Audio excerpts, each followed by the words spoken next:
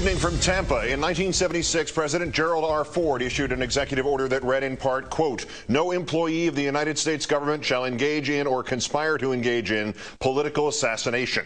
Our fifth story on the countdown tonight, as we first reported on this news hour last night, investigative reporter Seymour Hersh claiming to have uncovered a covert executive assassination ring that reported directly to Vice President Dick Cheney's office. A reminder, if one is needed, that in 1976, Mr. Cheney was the chief of staff to President Ford, meaning by the time Cheney was back in the West Wing, it appears he had either forgotten about his own boss's executive order, or worse, he had decided to ignore it.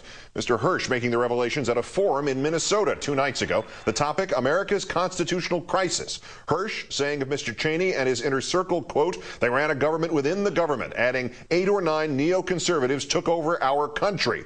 Hersh's bombshell allegations about the assassination ring, the result of reporting for a book he says might still be a year or 2 away from being published. Hersh telling MinPost.com in an email after the event that the disclosures are, quote, "not something he wanted to dwell about in public." The toothpaste, however, already out of the proverbial tube here. When the discussion touched upon the abuses of executive power, Mr. Hersh asked how these things tend to happen and whether they continue to happen to this day. In his reply, the reporter describing a secret commando unit officially called the Joint Special Operations Command. Is a special wing of our special operations community that is set up independently. They do not report to anybody except in the Clinton, in the Bush-Cheney days, they reported directly to the Cheney office. They do not report to the chairman of the Joint Chiefs of Staff or to Mr. Gates, the Secretary of Defense. They report directly to him. They are not, they have absolutely no, Congress has no oversight of it. It's an executive assassination wing, essentially. And it's been going on and on and on. And just today in the Times, there was a story saying that its leader, a 3-star admiral named McRaven, ordered to stop to certain activities because there were so many collateral deaths. It's been going under President Bush's authority. They've been going into countries, not talking to the ambassador or to the CIA station chief, and finding people on a list and executing them and leaving. That's been going on, well, in the name of all of us. A CIA spokesman today responding to Hersh's allegations by calling them, quote, "utter nonsense." 2 angles on this at minimum. John Dean in a moment. First, we'll call in our own Howard Fineman, senior Washington correspondent for Newsweek magazine, whose book, The 13 American Arguments, has just been released in paperback. Howard, good evening. Good evening, Keith. If, as Cy Hersh alleges here, the vice president, the former vice president, and a covert assassination ring operated without talking to the CIA, how exactly would the CIA be in the position to call Mr. Hersh's reporting utter nonsense? Well, moreover, Keith, if there in fact is such a thing as Seymour Hersh's reporting seems to indicate, and the CIA was kept in the dark about it, the last thing they would want to do right now is admit it. So either way, they don't have an interest in confirming, no matter what they know at this point. In checking around in the intelligence community today, I can say this: Seymour Hersh is somebody they respect, they don't always trust. But they put it this way, as one of them said to me, "Look, I don't know anything about this specifically at all, but I wouldn't dismiss what Cy Hersh is saying without checking carefully." That's their backhanded way of saying it's worth looking into for sure. Presumably the second half of his allegations, which was that the CIA was involved significantly in domestic operations in the last 8 years, that would be something somebody in the CIA probably could deny with some degree of credibility. But as to the other thing, right, just because we might not be surprised by what Mr. Hersh is alleging, I mean, people who look at Dick Cheney would say, well, yeah, that sounds plausible if it isn't actually true. Should that make this revelation any less shocking, or if true, any less egregious and essentially terrifying to the nature of the democracy? Well, depressing is another word I would use, and infuriating if it pans out, if when Cy's book comes out it's all there, because it would be of a piece with the picture that's emerging.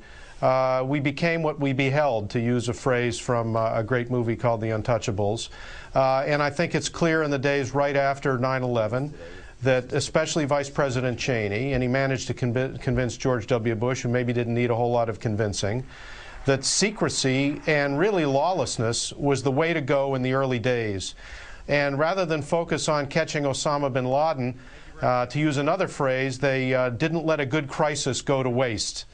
And they used the atmosphere of crisis after 9/11 for all kinds of arrogations of power, accumulating power in the executive and really within the vice president's office in a way that we haven't seen outside of declared wartime, and even there with more strictures than were the case here.